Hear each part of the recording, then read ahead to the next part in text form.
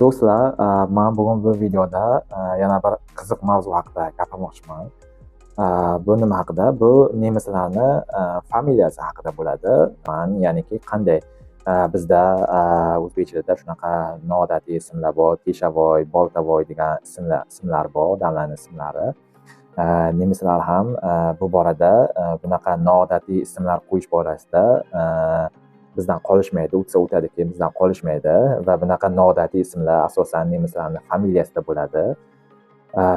Va bular qanday bo'lishi mumkin? Bular hayvonlarning nomlari bo'lishi mumkin, parrandalarning nomlari bo'lishi mumkin yoki har xil kasblarni nomlari, misol tikuvchi bo'lishi mumkin. Shunaqa nomlar bo'lishi mumkin nemislarga tarjima qilinganda.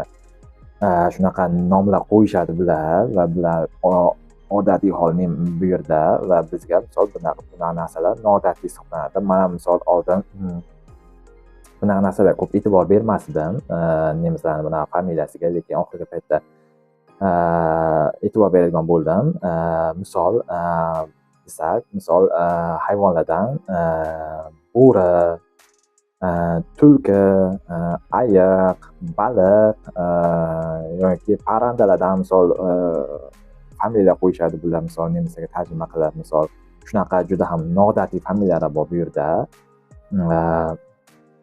Misol baliq nemis tilida fish bo'ladi. Misol men o'qigan maktabda sinf rahbarimiz familiyasi fish edi, ya'niki baliq edi. Bu yerda ya'niki Germaniyada shunday narsa borki, maktablarda o'qituvchilarni misol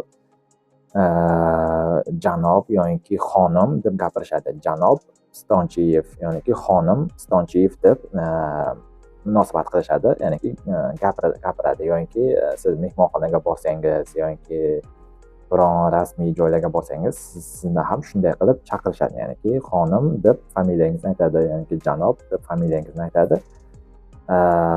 Meni ham sinf rahbarim bu yerda maktabda bir ayol kishi edi, familiyasi Fish edi. Biz uni misol Frau Fish derdik, ya'niki men shu paytgacha misol jiddiy misol bunaqalarga e'tibor bermasdim. Nemislar bunaqa familiyasiga oxirgi paytlarda aytgandek shunaqa e'tibor beradigan bo'ldim. Juda ham kulgili ishlar ekan. Misol xonim baliq degan tarjima bo'ladi. Misol ba'zan vaqt misol mana sinfda bo'lmagan paytda biz o'zimizda misol fish, ya'niki baliq unday dedi, bunday dedi deb misol vazifa berdi, bunaqa vazifa berdi deb gapiraveramiz. Atak ma'lumlar oldimizda bo'lsa, ularga misol shunaqa janob yoki xonim deb murojaat qilinadi.